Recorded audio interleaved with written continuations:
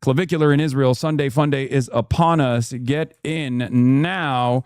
I haven't seen Benjamin Netanyahu on American television as much since another prominent right-wing figure died in the United States of America, and his name was Charlie Kirk.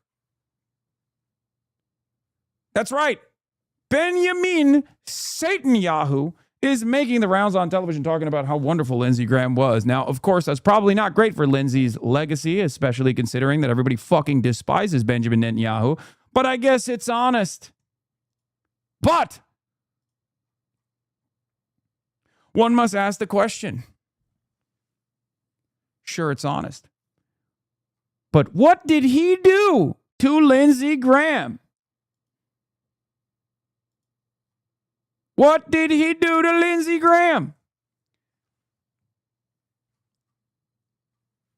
In any case, ladies and gentlemen, you were expecting me to give you a polite eulogy of Lindsey Graham, to lie to you about his background.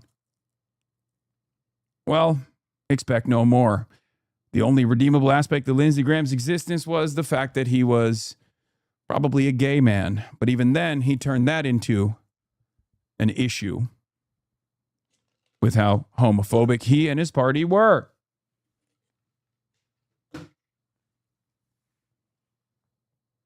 A fierce defender of the genocide in Gaza, Lindsey Graham never met a baby in the third world he did not want to evaporate with American munitions.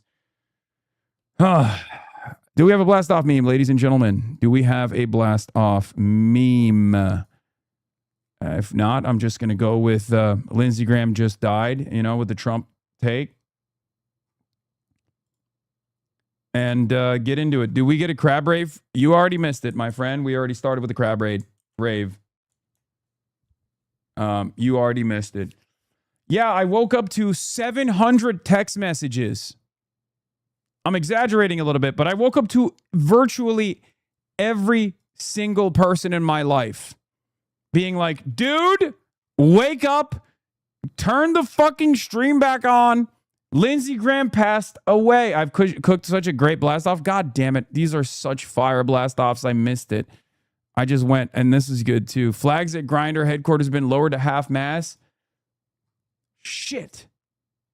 I didn't use that. With the immeasurable thanks to God, we're proud to announce the addition of baby number 5 to the Shapiro family this morning. The baby. Oh my God. Oh my God. Lindsey Graham being born into Ben Shapiro's life. Ben Shapiro's family. Yes, if you want to rewind, all you need to do is subscribe. If you want to rewind to see the crab rave that I started off with, all you need to do is rewind, ladies and gentlemen. And in order to be able to rewind, all you need to do is subscribe. Hasanabi had pranking Lindsey Graham's office. Prank call Graham's office, thought I was Lindsey. Hi, is this Peter? This is not Peter. Are you sure? Tell Peter to come pick me up. I had too much to drink with Michael. Sir, this is Senator Graham's office. I know it's Senator Graham's office. It's me, you fool. Where's Peter? I don't think we have a Peter in our office, sir. I've been seeing Peter. He works for Raytheon. Me and him go and get drinks. It's me, Lindsey. It's late. It was late at night, and I'm still here. I need to pick up ASAP. Yes, sir. Lorenzo. Hello. Yes, sir. Who's Peter? Yes, sir. I can get that for you. That is incredible. That's funnier than, oh my God, it worked. How's Mitch holding up? Now, this is a question that a lot of people are going to ask me because I know I am his emergency contact. Mitch is not doing all right. He has not been responding to my numerous phone calls. Usually at this hour of the day, we'd be having a phone sex style situation going on, and Mitch has not been responding to my phone calls to do the phone sex. And I assume that part of that is because he's probably really taken aback by the news. Okay. He's been ghosting me, and I feel some type of way about it. I think it's really messed up. I know what Mitch meant to him. or sorry, I mean, God, I'm mixing my dead guys. I mean, sorry, Mitch McConnell is alive. I know what Lindsey meant to him. So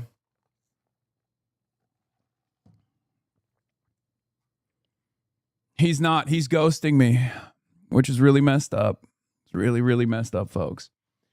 But yeah. Are you planning on covering the Will Lawrence situation? Yeah, sure. I mean, I think it's so nasty. I hate that stuff so much. Will Lawrence got hit with the crime of making a statement that is like objectively true, and then having it get clipped in a nefarious way to foment some kind of like racialized animus.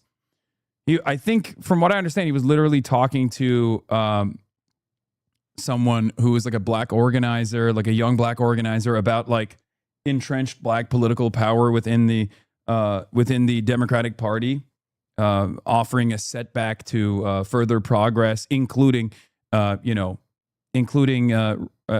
abject refusal of younger black voices from entering the fray, and they cut it to make it seem like that he's being anti-black or something. It's a classic situation. I hate that. Anyway, let's finish this. Yeah, I need to get picked up ASAP. Okay, I'm at the Quiznos and. Damn, that's insane.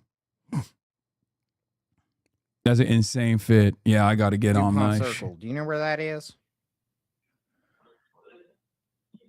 That was not. He's, sir. I don't know Peter in our office. He's not in. We're having a liaison, man. It's undercover. He was gonna pick me up at the Quiznos. Okay. Okay. Oh, they thought I was Lindsey Graham. Oh, he believed it. I know. Chicago Bish. He believed it. That was awesome. Lindsey Graham, after fighting for the top bunk in hell with Charlie Kirk. Dude, listen. Disavow. So Lindsey's NDA expires, so people are coming out about him. Just woke up to find out Lindsey Graham is dead. Law. Most of you know him as the homophobic senator for South Carolina, but to me, he will always be the man who paid a Twinkie pre-transition college student a fast stack of cash to do unspeakable things to him in a hotel room while he wore red lingerie. It is a canon trans event to have far-right freaks bankrolling you, then turning around and voting against you. People love to judge us, but I never see them opening their wallets. Shout out to sex workers everywhere forced to humanize their enemies just to make rent. It's an absolute mindfuck to me that one of the reasons I have any semblance of financial security and a lack of student loans is because of this man. At the time, I had no idea who he was, and I only figured it out because another group of twinks leaked Lady G to the media. Some queers tried to grandstand critique this, saying we shouldn't out people. I believe bigots with power deserve no peace or privacy, especially when they hold public office. I'm glad they did it. Icons forever. Anyway, if you ever enjoy what I do on the internet, I know that is in part because of Lindsey's generous donations over a decade ago. Oh my God. Because of Lindsey's generous donations, I've ever sent you dollars or something. Know that was kickstarted by the now deceased sissy senator from South Carolina. Oh my God, Lindsey, rest in hell for what you did to our community. I will continue to love queer and trans people harder than you ever hated us. You loved every second of our time together, and now everyone knows. Kissy face. Dude, this is going to be an insane week. This is going to be an insane week because Lindsey Graham is a demon. Like, Lindsey Graham was a demon. He was a very bad guy. I will, it's going to be tough to fully explain to you how much of a bad guy he was. I'm going to try to do my very best. Okay? I'm going to try to do my very best. But god damn, dude. I mean, he was such a fucking demon. Because, like, look, the American Congress is comprised of the worst of the worst people on the planet. Like, if you were to look at individuals with so much power, so much destructive capability, the American Congress is up there as far as like historical forces of ultimate evil goes. Lindsey Graham is above the fold. He is above the average level of evil you automatically subscribe to if you're a part of the American Senate. Like, he is one of the worst of the worst. A gay man who was in the closet, who was, obviously unbelievably homophobic, unbelievably transphobic. That's on the domestic side. Someone who obviously was in favor of ruining the lives of tens of millions of women, with his pro-life sentiment. All that stuff is real. As a Republican, as a regular Republican, he obviously contributed to a tremendous amount of damage here in the United States of America, right? But what makes Lindsey Graham exceptional, what makes Lindsey Graham uniquely demonic, uniquely evil, is his bloodlust. Okay? Lindsey Graham was always at the tip of the spear. At the tip of the spear when it comes to American war machine endeavors. Wherever there was a brown country that was waiting to be bombed, Lindsey Graham was there going, hell yeah, let's do it. Let's do it. I mean, that'd be a great idea. That'd be a great idea. I love Israel. Israel is my favorite. Am Israel high. I say it every day. I say it every day.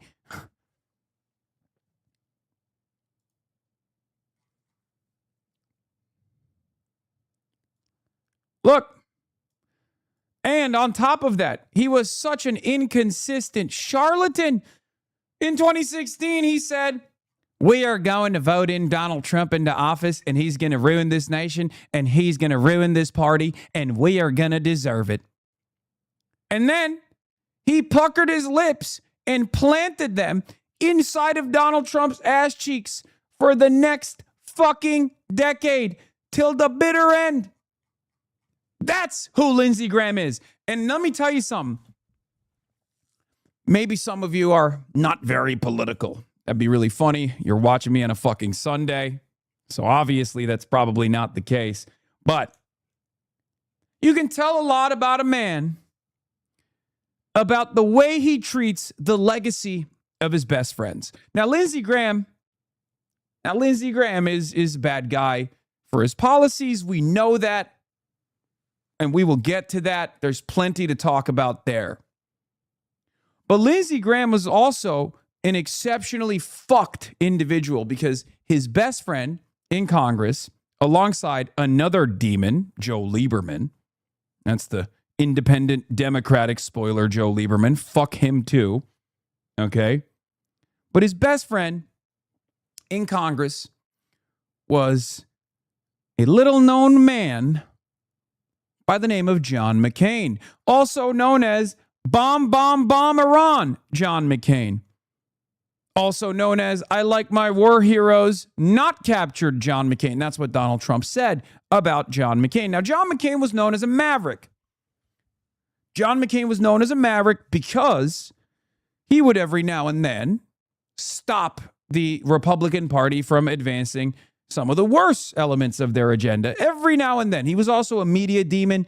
He was beloved by the media. He was seen as like this reasonable Republican. No such thing exists, okay? We're not doing that kind of bullshit here. But the media loved celebrating this fucking dipshit, John McCain, also another demon, as this reasonable guy. But John McCain and Lindsey Graham were best friends. They were besties. And Donald Trump, till the bitter end, destroyed John McCain's legacy. He ripped into him. When he was running for office the first time, when he was running for the presidency, he very famously said, I like my war heroes that weren't captured.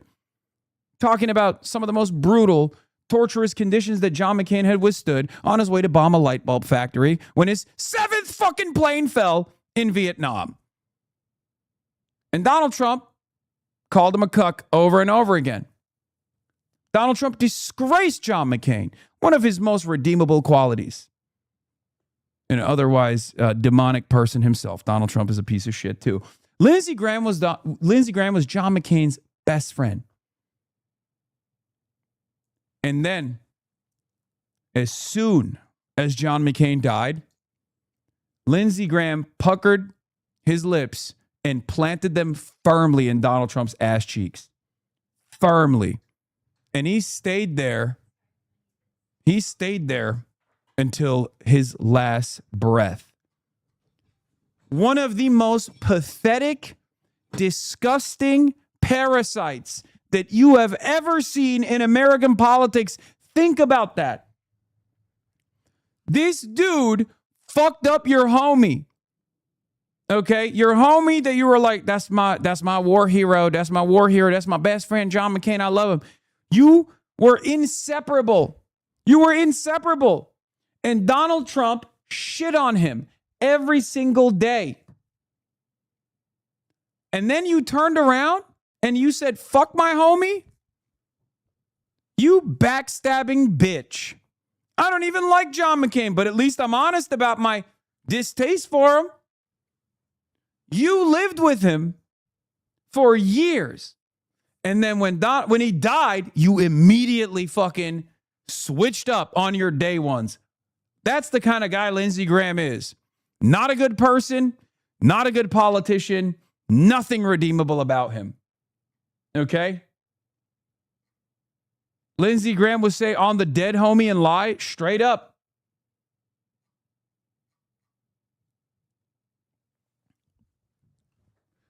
So when you see the media trip over itself to eulogize this guy because he was nice to them at some point, just remember that's the kind of guy he was.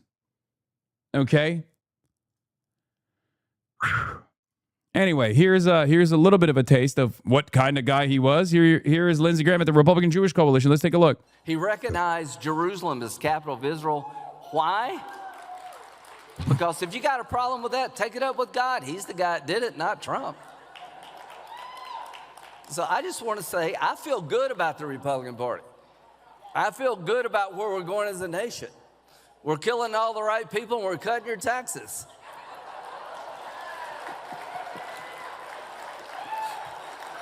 Trump is my favorite president.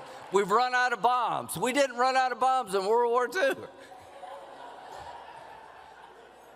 So, as a coalition of Republicans, some Baptist, some Jewish, we organize ourselves around principles that we love and we cherish. We love individual freedom. We love entrepreneurship. We love capitalism. We love Israel. We love the idea of Israel. We love the struggle they've been involved in. We love them, helping them because you're helping yourself. So to those who worry about these stupid interviews and far off places, don't worry. The Republican Party has figured it out when it comes to Israel.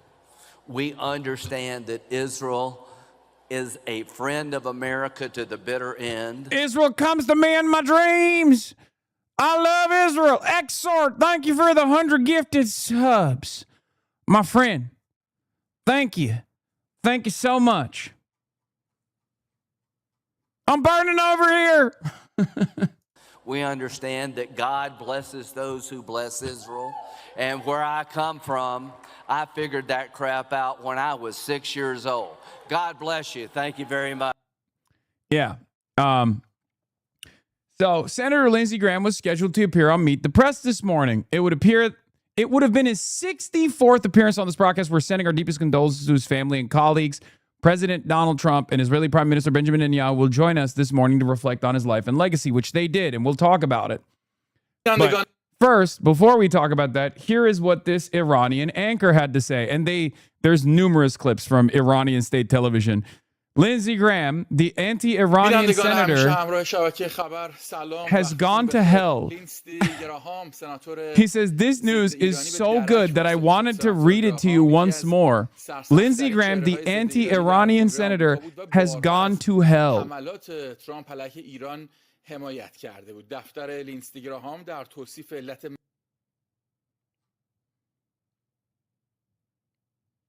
Oh my God, so much Lindsey Graham content. There's something for everything. Here's Lindsey Graham on Cuba. President Trump finished the job that President Reagan failed to do. I am a big admirer of Ronald Reagan, but I'm here to tell you that Donald Trump, in my opinion, is the gold standard for Republicans, maybe any president, and when it comes to foreign policy. Maduro, everybody talked about him. Well, Donald Trump's got him in jail. Cuba's next. They're going to fall. This communist dictatorship in Cuba, their days are numbered. The Iranian regime, the mothership of international terrorism, is about to collapse. The captain of the ship, the Ayatollah, is stone cold dead. I have to apologize. I have to apologize for something. I've led you astray. For the longest time, I've led you astray. I've told you foolishly that evil never dies. And today, I recognize that I was wrong. Sometimes evil does die.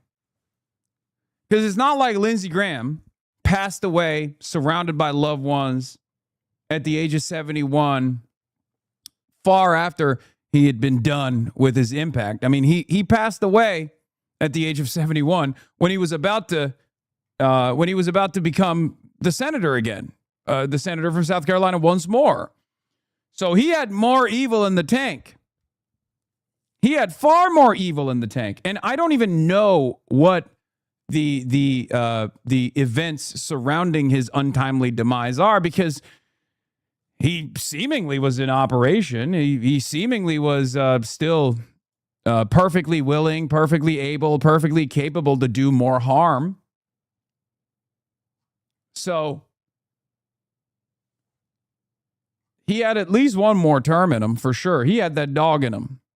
What was sustaining his life force was the continuation of American empire. So it's very strange. Now, the question is, did he die in Ukraine, or did he actually make it back to the United States of America? Because I'm a little unsure about what happened here. Because he was in Ukraine the night prior, and I think he died in the United States. But some people are suspecting that it was a 911 call to his DC home, but is that fake? You know, did he actually make it back? They would not be able to hide it, transporting a body internationally. I don't know. Yeah. I think he died in DC in his home. There is a 911 call.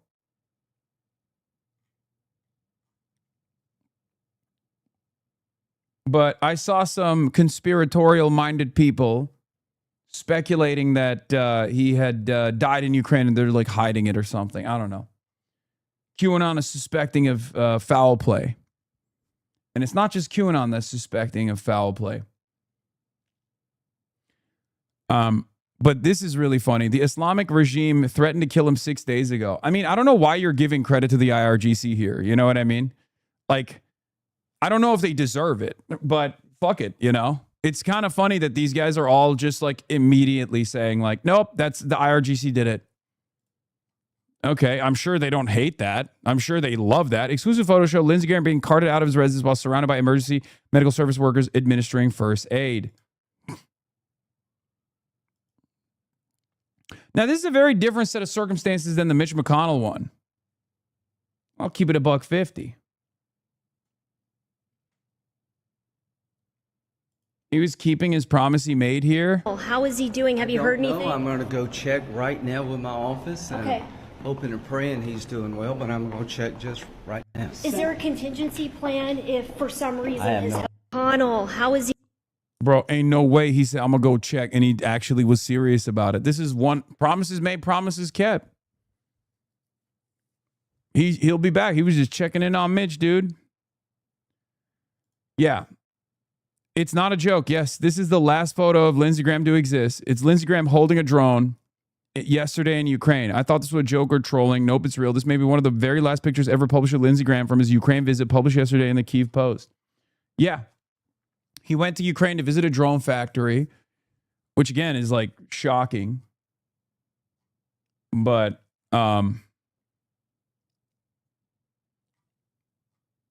it's just like, it's It's definitely confusing to me because, I mean, he seems fine.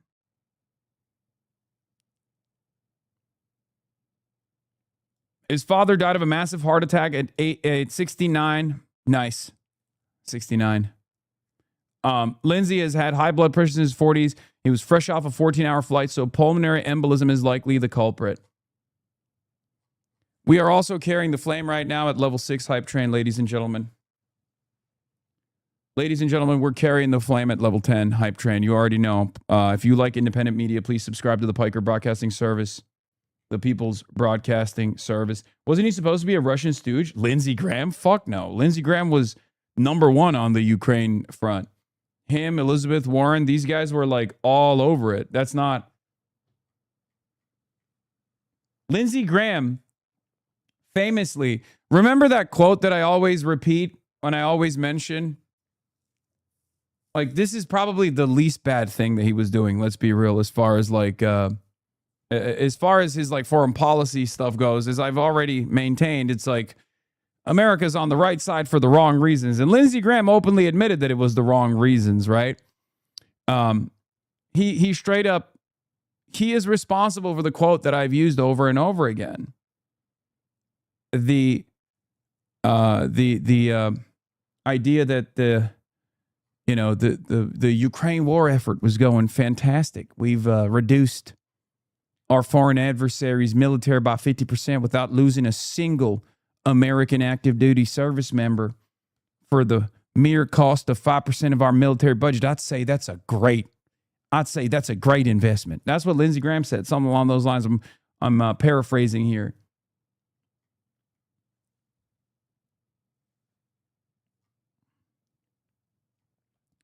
The gay community lost a real one today. Yeah, first Mitch, now Lindsey. Some of the elders. Did he do poppers? I don't know if he was doing it last night, but guess what, dude? Have no fear. All of your questions will be answered. They got the best people on the job. Senator Lindsey Graham was a devoted public servant, a fierce defender of our nation, a true patriot who dedicated his life to the people of South Carolina and the United States. Our prayers are with his family, loved ones, colleagues, and all those who knew him during this devastating time. The FBI is assisting local authorities and has made every necessary resource available. They got the best people on the job, folks. Do not worry.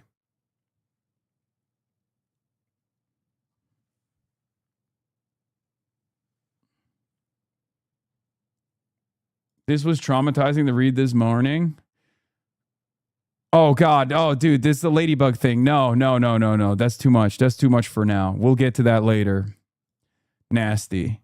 Don't bring that up. Do not bring the ladybug shit up right now. Come on, dude. Delete. It's too much. Ladies and gentlemen, People's Broadcasting Service, Piker Broadcasting Service on a hype train level 7 at level 10. We carry the motherfucking flame.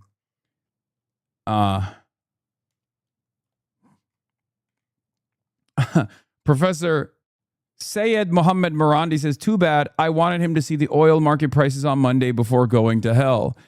That's crazy.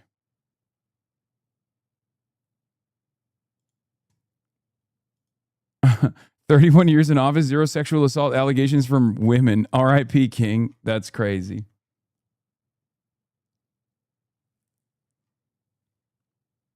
Why are you trying to censor the things he loved? No, the ladybug thing is nasty. It's nasty. How close the GOP is to losing their majority in the Senate? Very close. Problem is, we got John Fetterman on the other side. So right now it's 50-50, depending on where Mitch is. You know what I mean? If Mitch is gone, then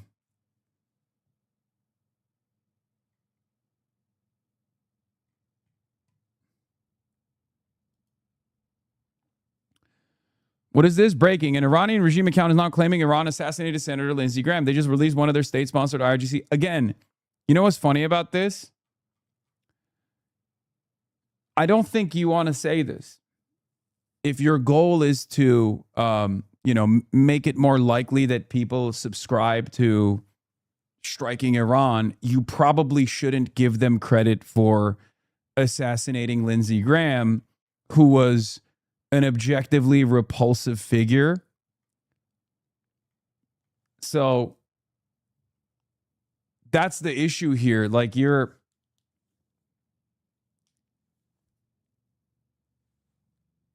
it's not, I don't think people are going to look at this and go, wow, this must have been an Iranian assassination, and therefore I hate them more now. We should definitely bomb them.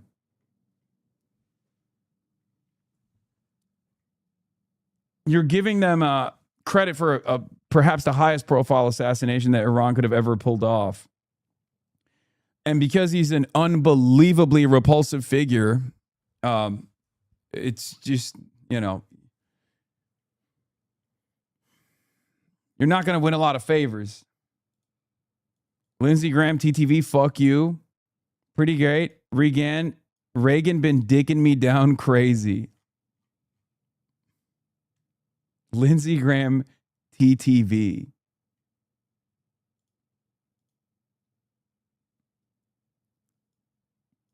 I can't die now. Wait, shut the fuck up. Is this serious? Trump told Graham he was preparing to launch fresh strikes against Iran after another attack on commercial ships in the Strait of Hormuz. Oh my God. Oh my God. Oh my God. We cracked the case. Oh my God. He's coming off of a 14-hour flight.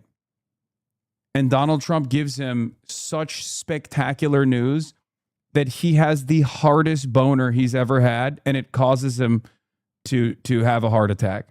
That's it. That's it. No, he nutted too hard. It's clear. It's clear. He heard the likelihood of you know, dead Iranian children.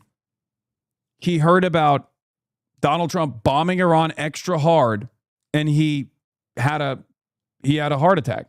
Clearly. Trump told Graham he was preparing to launch fresh strikes against Iran after another attack on commercial ships in the Strait of Hormuz. A person who spoke with Graham shortly afterwards said the senator complained that he was feeling unwell. When the person urged him to seek medical attention immediately, Graham said he would do so Sunday morning after his scheduled appearance on NBC's Meet the Press. Graham then joked, "I can't die now. I still need to do the Russia sanctions, get Iran sorted out, and do Israeli-Saudi normalization."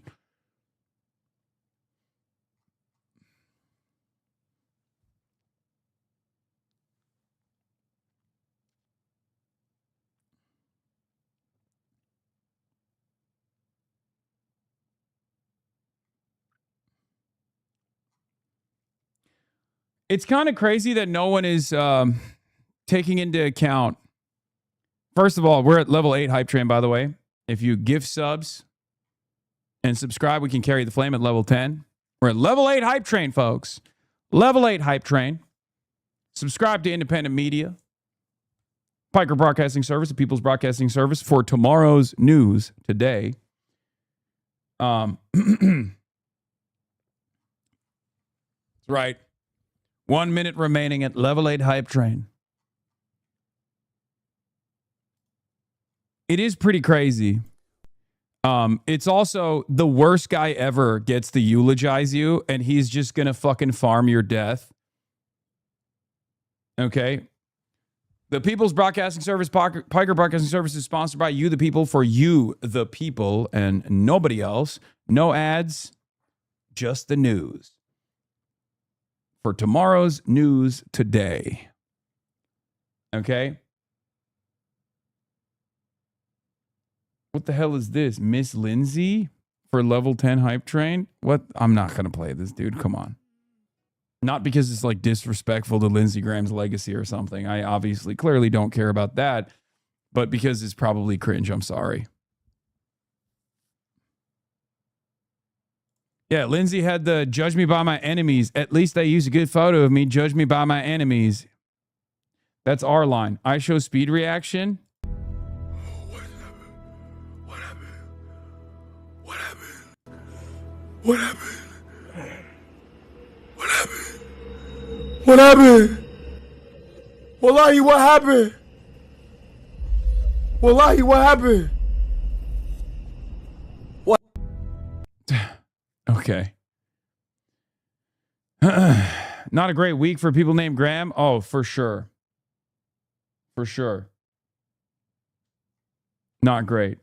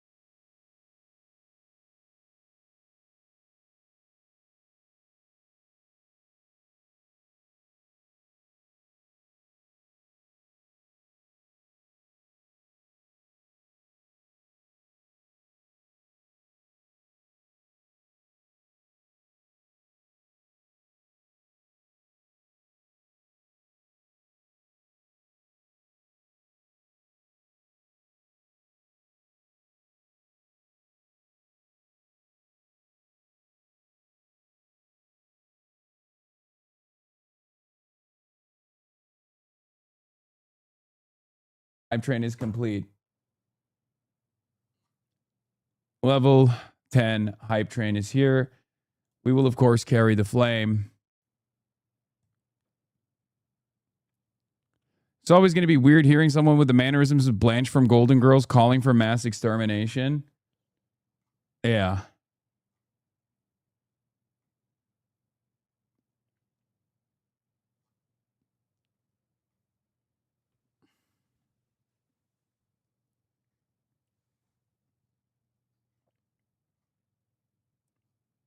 Yeah, we need to.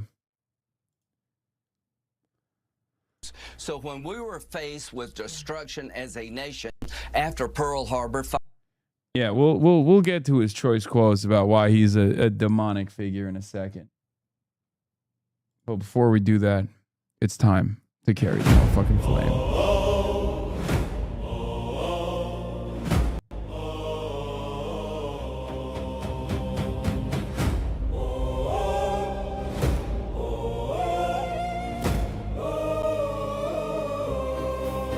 Sarsılmaz durdu fırtınanın sesi, İman erliydi, dirildi yüreği. Gerçeği söyledi, bedel ağırdı. Allah için ölümden korkmadı. Biz Kırkoluyuz, alev taşırız. Hakkı savunur, adını anarız. Oh Oh no. He said biz 40 oluyoruz. Sarsılmaz birlik cenneti Son of 40. Eş ve baba ailesi kalbindeydi. Kur'an üstüne ev imansız olmaz. Dünya susturmaya çalıştı onu. Bizde yaşıyor yolunda sürer. Biz 40 oğluyuz, alev taşırız. Hakkı savunur, adını anarız. Biz 40 oğlu, cesaret bizimdir. Sarsılmaz birlik, cenneti duyururuz. Savaş alevlendi, karanlık çöker. Biz 40 oğluyuz. Ruhuyla yükseldik, çağrıya uyduk. Doğru. Gerçek sonsuzdur, As bayrakları. yolumuz aydınlık. Allah Charlie 40 oğlu için az. Bayrakları az. Biz 40 oğluyuz, alev taşırız. 30 değil, 30 oğlu değil, 40 oğluyuz. 40'ımız. Biz 40 oğlu, cesaret bizimdir. Sarsılmaz birlik, cenneti duyururuz. Biz 40 oğluyuz.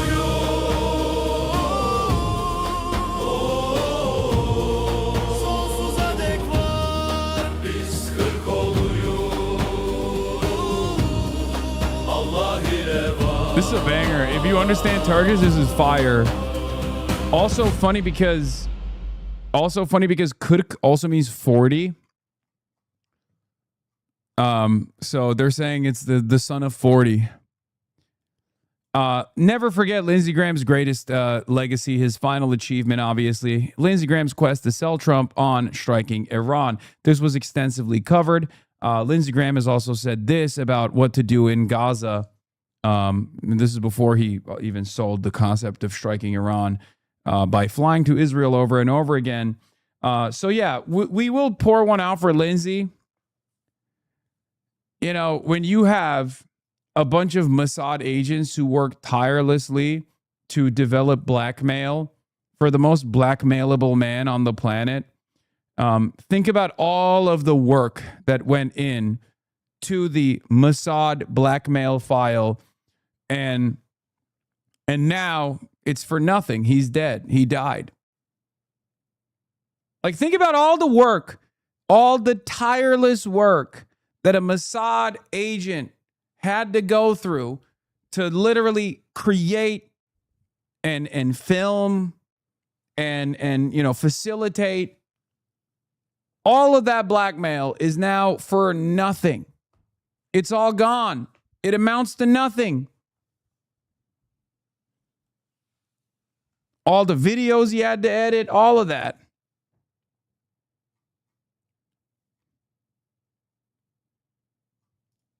So when we were faced with destruction as a nation after Pearl Harbor, fighting the Germans and the Japanese, we decided to end the war by bombing Hiroshima and Nagasaki with nuclear weapons. That was the right decision. Give Israel the bombs they need to end the war they can't afford to lose, and work with them to minimize casualties. Well, can I say this? Why is it okay for America to drop 2 nuclear bombs on Hiroshima and Nagasaki to end their existential threat war? Why was it okay for us to do that? I thought it was okay. To Israel, do whatever you have to do to survive as a Jewish state.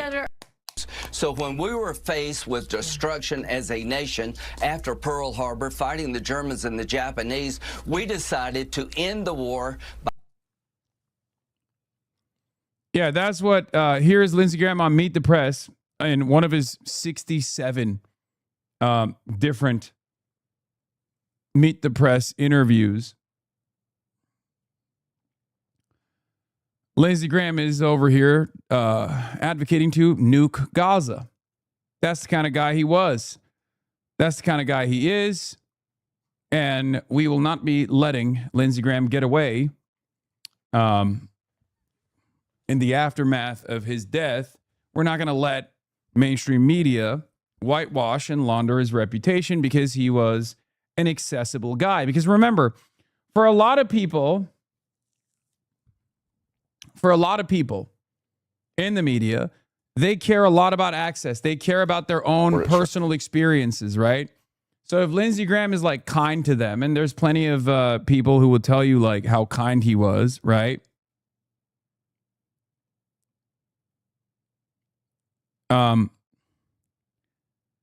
There's plenty of people who will turn around and tell you how kind Lindsey Graham was, how great Lindsey Graham was to them personally. I don't care. Okay? I don't care. The reason why I don't give a shit is because he's a fucking politician. Okay? And if you're a politician, I care about your output. If you're a public servant, I care about what you have done to serve the public.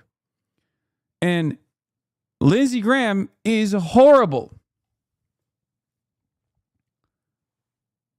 He's horrible. He was a horrible monster. And not only that, but he was also a hypocritical monster too. Here's a montage of what Lindsey Graham thought of Donald Trump before he became a lackey and humiliated himself. Remember, I want to talk. This, by the way, is the same Donald Trump who destroyed Lindsey Graham's best friend. So if you want to know what he was truly like in person as well, like what, if you can't comprehend that the most consequential element of Lindsey Graham's legacy is his actions that he took in office, even as a guy, even as just like a regular person, if you turn around and become besties with the president who destroyed, who constantly shit on your supposed best friend, John McCain, then I don't think you're a good guy at all. Talk to the Trump supporters for a minute. I don't know who you are, and I don't know why you like this guy. He's a race-baiting, xenophobic, religious bigot. He doesn't represent my party. He doesn't represent the values that the men and women who wear the uniform are fighting for. I think he's a kook. I think he's crazy. I think he's unfit for office. And I'm a Republican, and he's not. He's not a conservative Republican. He's an opportunist. He's not fit to be president of the United States. He's disparaged women. He has an 80% disapproval rating among Hispanics. At the end of the day, he would be the most flawed nominee in the history of the Republican Party. He accuses most illegal immigrants of being rapists and drug dealers. He plays into the idea that maybe Obama is a Muslim. 70% of us in South Carolina believe that Donald Trump is not a conservative Republican. We think that he's unfit for office, that he would be a terrible commander-in-chief. He doesn't have the temperament or judgment. I think Donald Trump is a political car wreck, and people slow down and look at the wreck, but they eventually move on. I want to talk to like objectively, this kind of sentiment in 2026. Can you imagine any Republican saying this shit in 2026? This was 2015. Now we know that they were fake and phony, and they were doing the same racial agitation that Donald Trump was doing as well. It's just the difference is Donald Trump was saying the quiet part out loud, whereas these guys kept it to dog whistles. Donald Trump was not dog whistling. He was using a bullhorn, right? But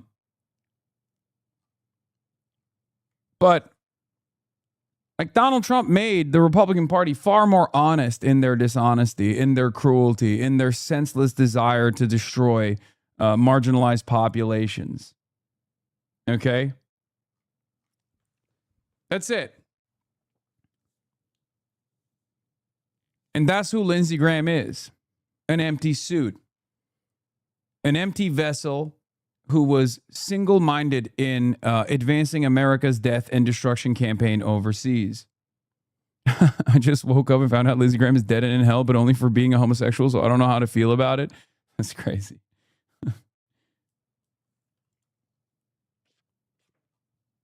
It worked.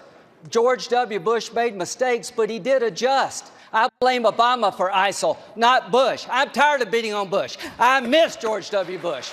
I wish you were president right now. We wouldn't be in this mess. I'm tired of dictators walking all over us. I'm tired of siding with the Iranians and the Russians. Thank you, Governor. Worked. It worked. George W.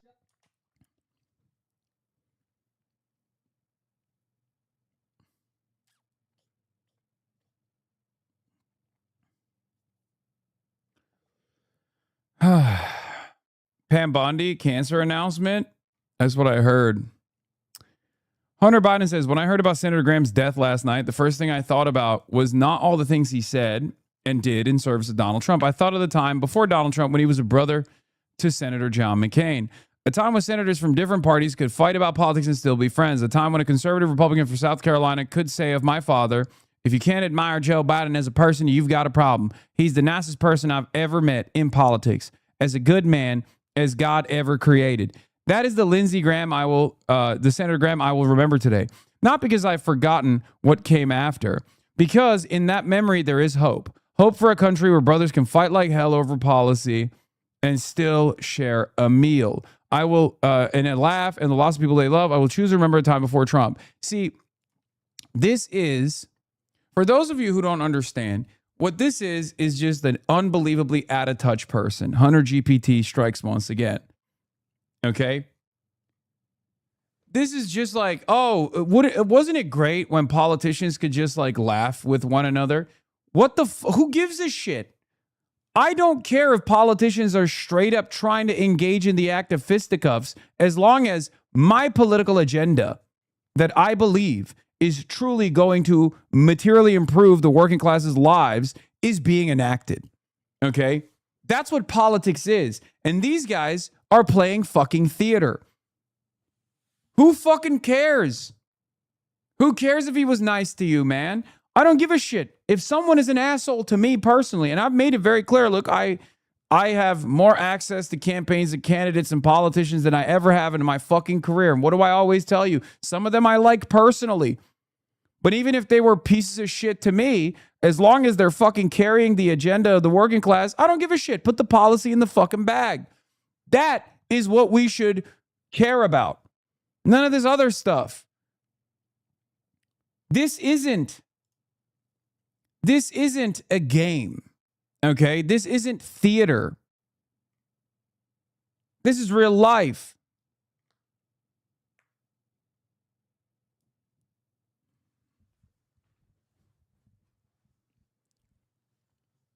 These people are public servants. They should be measured by their impact. They should be measured by the bills that they advanced, the ideologies that they advocated for. They should be remembered by that, their track record. Okay? This is even more consequential than, I don't know, like a famous baseball player passing away or something. Because at the end of the day, even then you reflect on their legacy by looking at their output. But like a baseball player is not bombing Iran. You know what I mean? A baseball player is not going on Meet the Press and being like, we have to literally destroy, we have to nuke Gaza. It's bullshit.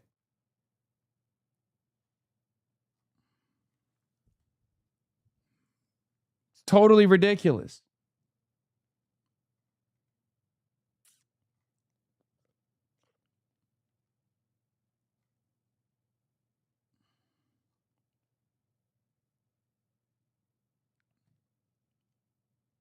Lindsey was thanked by Bibi on Fox and called Patriot for being an Israel supporter so blatant. I know. We're going to talk about it. Hold on. We're going to get there. So just remember, it's like if you're a regular, if you're average Joe, okay, if you're a regular person, why the fuck would you care about if Lindsey Graham was nice to the people that Meet the Press or not? That doesn't have any impact on your life. You care about the policies. You care about his output. You care about what wars Lindsey Graham agitated to get us into.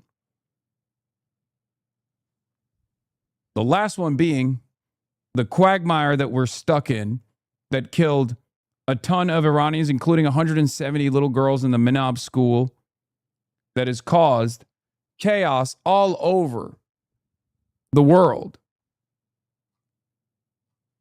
Till his last dying breath, as is reported, he was continuing, he was advancing the interests of American empire, which does not advance your interests. It's just death and destruction in the periphery and nothing for you regardless. Republican lawmakers of the last 2 decades passing away at the age of 71. Washington, D.C. EMS dispatched to Graham's home on Saturday night for a man in apparent cardiac arrest. Cardiac arrest. At 2 in the morning Sunday, Graham's office putting out this statement saying the senator died from a brief and sudden illness, adding Senator Graham's family appreciates prayers at this time and asks for privacy during this incredibly difficult period. Graham had just returned to Washington from a trip to Ukraine, seen here meeting with President Volodymyr Zelensky on Friday. South Carolina, an open seat. At the moment, it looks like the Republican is ahead. The senior senator from South Carolina served more than 30 years in Congress, more than 20 of them in the upper chamber, becoming one of its most recognizable members, even mounting a failed bid for president in 2016. No one here, including me, ever expected to hear me say, I'm Lindsey Graham, and I'm running for president of the United States. He went from political foe of President Trump's to one of his closest allies in the United States Senate, a persistent advocate for Ukraine in its defense against Russia. President Zelensky calling Graham a true defender of freedom, a staunch advocate for Ukraine, and a determined leader. In recent months, Graham also intensely backing President Trump's war in Iran. We're comply with the law of war, but all hell's about to break loose on this regime. Graham also instrumental in confirming Trump's Supreme Court nominees and mounting this fiery defense of Justice Brett Kavanaugh in 2018. This is the most unethical sham since I've been in politics. Graham spending more time with Trump than perhaps any other lawmaker, serving as a key advisor. The pair often seen golfing. Overnight, the president calling Graham one of the greatest people and senators I have ever known, and a true American patriot. South Carolina's governor will now appoint an interim senator to fill Graham's seat until his term ends in January. Graham was running for re-election, so Republicans in South Carolina now have to hold a special primary to fill his spot on the ballot, Gio. And Jay, this comes as there are continued questions now about the health of Senator Mitch McConnell. That's exactly right, Gio. McConnell was checked into the hospital exactly 4 weeks ago today. His staff has still not said why. It's an unknown medical condition. His office continues to say that McConnell is getting treatment and that he's working on Senate business. The governor of Kentucky is demanding answers about McConnell's condition. And if McConnell continues to stay out and with Graham gone, that creates a numbers problem for Senate Republicans. They go from 53 voting Senate Republicans to just 51, Gio. Yeah, lots of questions there. All right, Jay O'Brien, thank you so much. Senator Lindsey Graham was as comfortable abroad as he was at home, visiting Ukraine just this Friday. Good, older, but no wiser. And using his bipartisan relationships and closeness to President Trump to finalize a new Russian sanctions bill he hoped would force Vladimir Putin to end the war. So when I get back to Washington, I'm going to go with Senator Blumenthal to the Republican and Democratic leader to see if we can find time to move this Russian sanctions package that would give tools. Dude, I think Nancy Mace is actually fucking insane.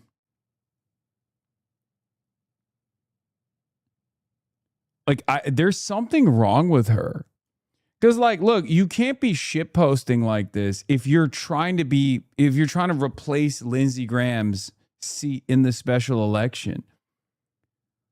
Like, I think there's something truly fucked up in her brain, dude. Like, this is a crazy thing. This is some shit that, like, an anonymous shit poster on the internet or someone like myself would post. You know what I mean? Like, if your goal is to actually if your goal is to actually take over the role, how the fuck are you gonna, like, you look like a crazy careerist.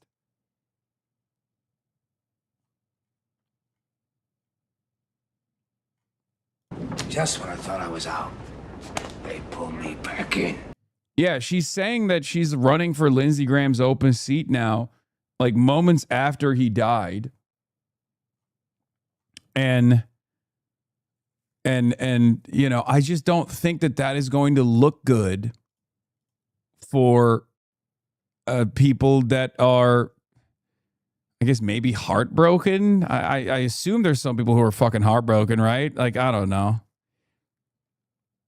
I don't know, man. Anyway, let's continue. To President Trump to help end this war. Yet Graham died in Washington on his return, after a brief and sudden illness, his office said.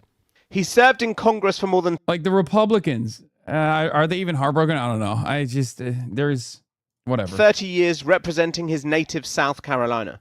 He was meant to appear on NBC's Meet the Press today. Instead, President Trump and Israeli Prime Minister Benjamin Netanyahu spoke in his place. I just can't believe it. He was like a member of the family to me. It's very tough, actually. It's amazing. Mr. President, he was such an advocate. I think America has lost a great patriot. Israel has lost one of the great champions of the American-Israeli alliance.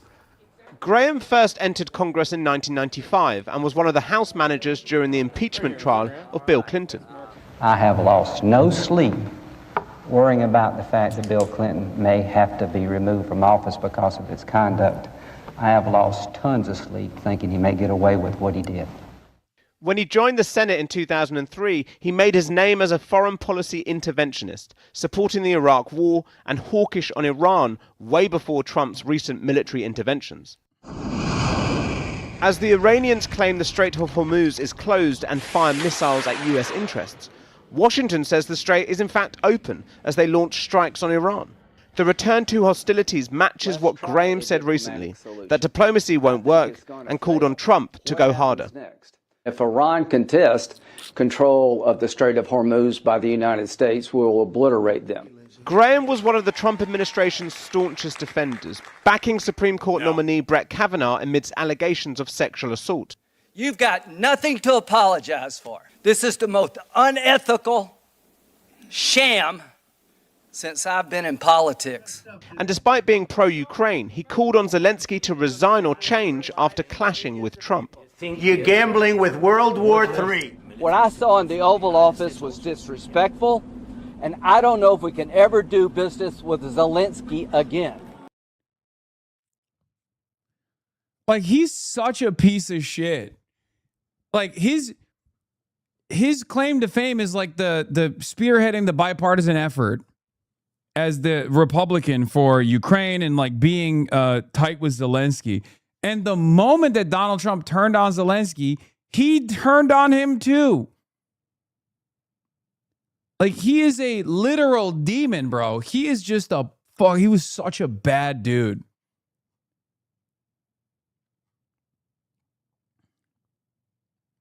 Notice they aren't mentioning his love for South Carolina, Lamau. Yes, because he was like the foreign policy guy. That's why I have so much smoke for him. For many critics, this was all an astonishing U-turn, because when Graham ran for the Republican presidential nomination a decade ago, he did not mince his words on Trump. He's a race-baiting, xenophobic, religious bigot. And you know how you make America great again? Tell Donald Trump to go to hell. And he claimed after January the 6th that his newfound friendship with Trump was over. All I can say is count me out. Enough is enough. Yet the man who... No, it wasn't. No, it wasn't. Honestly, the only thing I know him for, the whole Supreme Court use my words against me embarrassment, yeah. voted to impeach Clinton did not vote to impeach Trump. In Graham's final days, he worked alongside other members of Congress to convince the White House to increase its support for Ukraine, meeting Zelensky in Ankara during the NATO summit and again days later in Kyiv. The Ukrainian president said Graham was a true defender of freedom and that America and the world had lost a determined leader. And joining me now is Prime Minister of Israel, Benjamin Netanyahu, another longtime friend and ally of Senator Lindsey Graham. Prime Minister Netanyahu, welcome back to Meet the Press, and my condolences to you. Well, thank you. I'm frankly in a state of shock.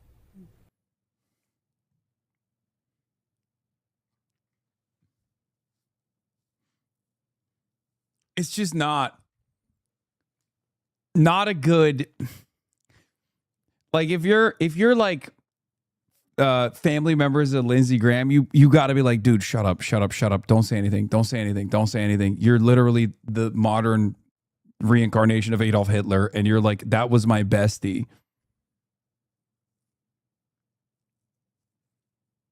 Also, this is This does remind me of the whole Charlie Kirk incident when Benjamin Netanyahu immediately rushed to American television to be like, Charlie Kirk was a friend of Israel. We did not kill him. He was the best friend that Israel could ever have. Obviously, with Lindsey Graham, it's a little bit less believable, considering that, you know, I don't think Israel's the one country Lindsey Graham was never turning on, okay? Rain or shine. Because he even turned on Ukraine. But there was one country that took the highest priority for Lindsey Graham. It wasn't the American country, the American countryside. Certainly wasn't South Carolina. It was the nation state of Israel. Am Israel high. Because as President Trump said, Lindsey was so vibrant. He was so full of life. He was so full of energy and dedication that it's hard to accept the fact that he is no more. I think America has lost a great patriot. Israel has lost one of the great champions of the American-Israeli alliance. And frankly, I've lost a beloved friend who I've had for many decades. There's just no one like him. Well, Mr. Prime Minister, Senator Graham was one of the leading voices advocating for Israel, advocating for expanding the Abraham Accords. Every time I talked to him, he wanted to talk about this. Mr. Prime Minister, what does his loss mean? Dude, again, this is the media being so unbelievably out of step with the public. Like, they're having a conversation about Lindsey Graham's legacy that they feel best honor him, right? Every normal human that hears that from South Carolina all the way to California are going to be like, yeah, no, we know that, which is why we fucking hate him. He was a rapacious brown noser, both literally and figuratively. And not only that, he was spineless. And he placed the interests of Israel above the interests of Americans every single day. This kind of conversation in media circles might be a normal one, but if you're having it in public, it's not going to reflect positively on Lindsey Graham's legacy. I'm glad that they are unintentionally doing the correct thing, which the media rarely ever does, because the positive way to cover Lindsey Graham is to say, like, he was a diligent worker, he was tireless, he was the best at finding bipartisanship, he was nice to me, all this shit, right? He always stood for American interests. He stood for the interests of South Carolinians. They're not doing any of that. They're just like, he loved Israel. That's the only thing he cared about till his last breath, actually. Not only for you, but the people of Israel. What do you think the impact is globally? In Israel, it's grief. In Iran, it's celebration, because Lindsey never confused good and evil. He knew exactly where the Iranian regime is. He thought it was a great danger, not merely to Israel and to America's allies in the Middle East, but to America itself. And he just never wavered. You know, he was so clear. He had clarity, he had courage, he had convictions that he believed were at the basis of America. That's I always use it like the Superman comics. You remember freedom, justice, and the American way. He represented these traditional values, and Kristen, he never flinched. Isn't it so odd that a congressperson died and the media is asking about the opinion of a foreign country's leader about him? Why the fuck are we talking about the feelings of Israeli citizens right now? What do you mean? That's the president. We interviewed the fake president and the real president on Meet the Press on Sundays. You know? He was absolutely uncaring about the winds of fashion. You know, he believed something, he spoke about it directly and with candor. And if he wanted to tell me something unpleasant, he would do so, you know, in his southern drawl. And sometimes I always say that I knew something bad was coming when he said, well, you know, you want to take it from a good old southern boy from me who doesn't know much about the world, and then he'd bring it in, you know. He was so It was so smart and so full of conviction and dedication that it's these qualities. And I think the president spoke about it. He was at once a great politician, but I think beyond that, I think he was just an incredible patriot. Let's see what people are saying. Hold on. Last time he came out and said something similar, he came out to say he had not killed Charlie Kirk. Tells you all you need to know. He lost someone who would put all of the needs of America's greatest ally ahead of any of the needs of the people of the U.S. The fact that we go straight to Israel for their feedback says a lot. AIPAC is for sure going to try to install a new puppet in his place. Don't worry, NBC. I'm sure AIPAC is busy buying Lindsey's replacement. This is what I mean. This is what I mean when I'm telling you, like, they're so out of step that they think this honors his legacy. And surely, from the perspective of Lindsey Graham, this is honoring his legacy, right? But the average person that hears from the fucking war criminal leader of the apartheid state that they do not like are not going to reflect positively on Lindsey Graham's legacy, and they shouldn't. So the media, being so out of step with the needs of the masses, is unironically doing the correct thing unintentionally by reflecting on Lindsey Graham's legacy with accuracy. For America. You talked about the fact that he has as many friends and some enemies. You heard President Trump say he could be a tough cookie. He talked about the fact that Iran had threatened him. Did he have concerns? How did he process the fact that he was quite outspoken and not afraid to engage in tough debates? Well, he was absolutely fearless. You know, we spoke about it more than once, but he was fearless, as he should be. He's a leader in public life, and you have to take those risks. But I, frankly, hope to have many more years of friendship with him, and enjoyed his indefatigable and incorrigible honesty. He was very honest about his views. And the amazing thing about Lindsey Graham is he put it directly. You know, he said, I stand with Israel openly. I know that the winds of fashion blow in another way. I couldn't care less.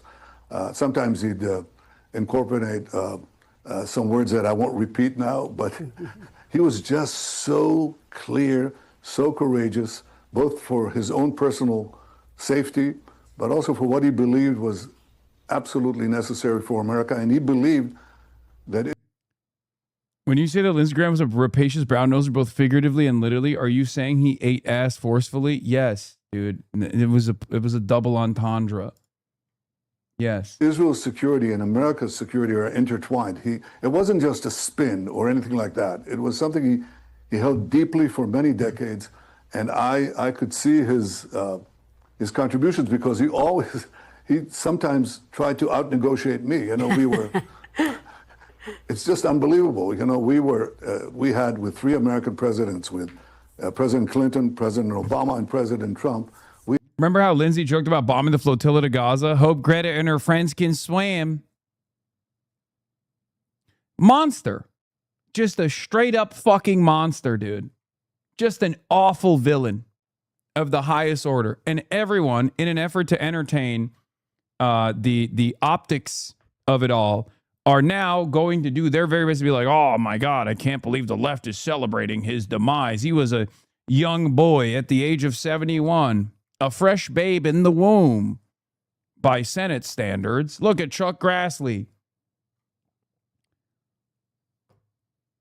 We had memorandums of understandings for support for Israel's military, which, by the way, I think we have time now we've come of age and we're able to draw them down to zero. But he would argue with me. He would say, no, you know, for ballistic missile defense, that's important for you. It's important for America. Whatever is the number, it has to be bigger. And I said, Lindsey, we can do with a smaller number. He said, no, you can't. And then he would go to the Senate and actually, can you imagine this? He would outbid the Prime Minister of Israel. He said, I'm not getting a single vote in South Carolina for that because, you know, there are very few Jews in South Carolina. And the people, yes, they support Israel, my constituency, but I support Israel. And I think you need more. And I'm going to fight for this. This is who Lindsey Graham was. He went with his convictions. And yet he was an amazingly able politician to be able to talk to people on the other side of the aisle, and he did that very often. He loved engaging in the debate, and it's so fascinating to hear you say that he was not afraid to out-debate you on this core issue for Israel.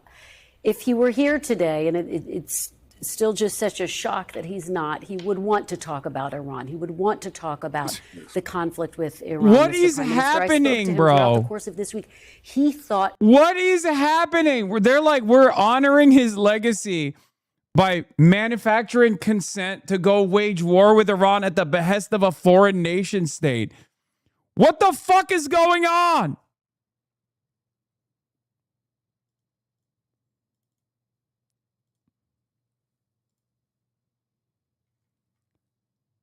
He would have wanted this? Am I losing my mind? I mean, he is a single issue voter. It's just crazy, right? Lindsey Graham's supposed political shifts, his move from being a fierce Trump critic to one of president's biggest ass kissers makes sense when you realize that Graham's core political commitment was to sociopathic militarism.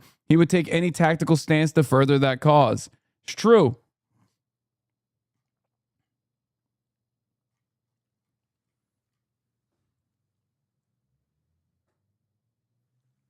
In some ways, I guess it is the best way to honor his legacy. This is what he would have wanted. It's true. Use even my death and my legacy to, it doesn't even matter if you remember me fondly or not. Use my death and my legacy to advance American militarism further. that a more robust military operation was needed in this moment after President Trump had declared the ceasefire over. Do you agree with that, or are you on the same page with President Trump about that? How do you see this moving forward? I think President Trump wants to exhaust the possibility of achieving an agreement, especially on the nuclear issue, through negotiations. But he is obviously not shy of using force when the Iranians break every commitment they make, and usually a few hours or a few minutes after they make it. So I think we should let the president have his opportunity. Israel is keenly grateful for the fact that America and Israel joined forces to prevent Iran from getting nuclear weapons and the means to deliver them, not only against us. Rokan is going to be on in 2 minutes. But against the entire West and against the United States. Now, people don't understand how close that was. And the fact that we had these two operations, which... No, we do understand how close Lindsey was. We do understand it, as a matter of fact. We understand it perfectly. But, thank you for repeating it, I guess. He talks about Roe in this interview as well, yeah.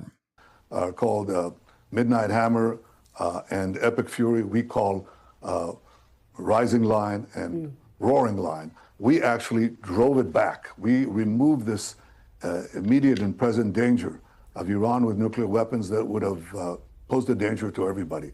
And I think that Lindsey was unabashed. He talked to me about it. He said, you have to do it.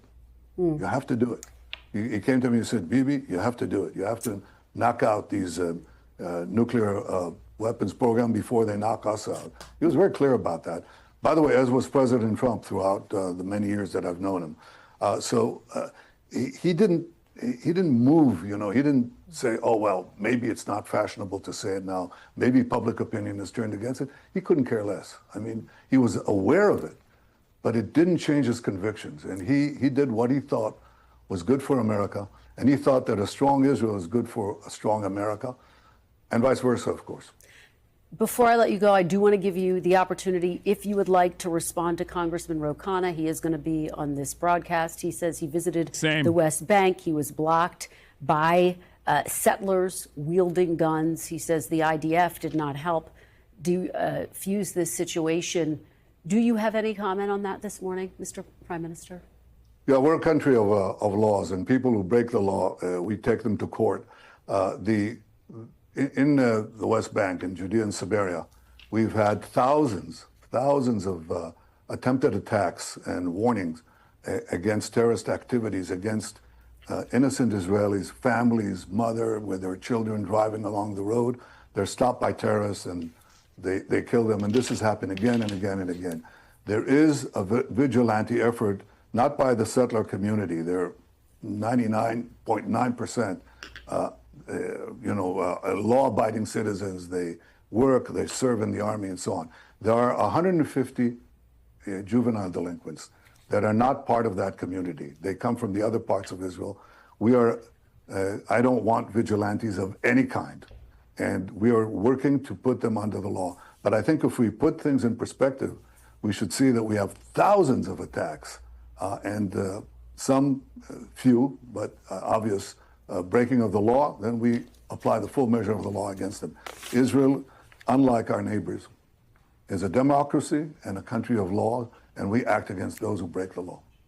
Well, all right. So on that note, now that we heard from Benjamin Netanyahu, we will have a unique opportunity to hear from Congressperson Ro Khanna, Democrat from California 17.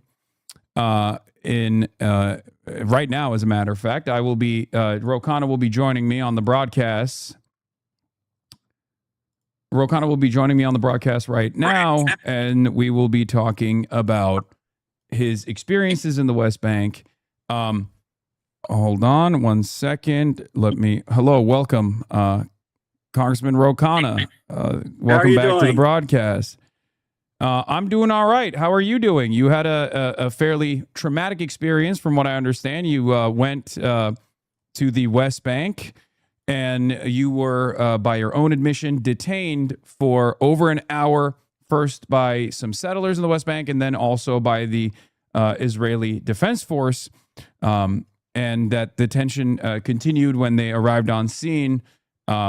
First of all, I want to talk to you about your experience, but right before we get into that, we just watched Benjamin Netanyahu respond on Meet the Press to some of the experiences that you had. I'm sure you've heard it by now because you were on Meet the Press, I suspect, earlier today. What did you have to say for Benjamin Netanyahu's commentary on this? Well, they're shameful. Both Netanyahu's comments and the Israeli ambassador. First of all, these were not juvenile delinquents. There is actually was an Israeli as part of our delegation, one of the security officials, and another person that was a expert in settler violence, and they gave an interview of what happened. So if people don't believe me, if they don't believe the New York Times photographer's account, they can listen to that account.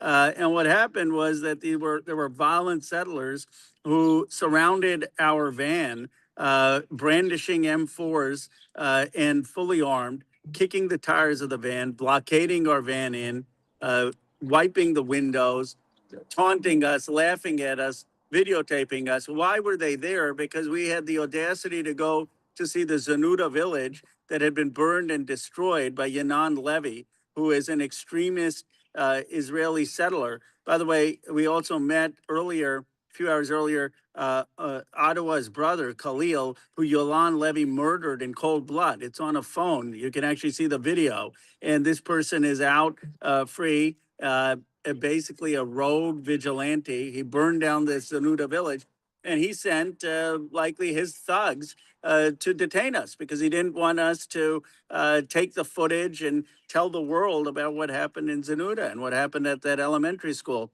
So we're there for 20, 25 minutes.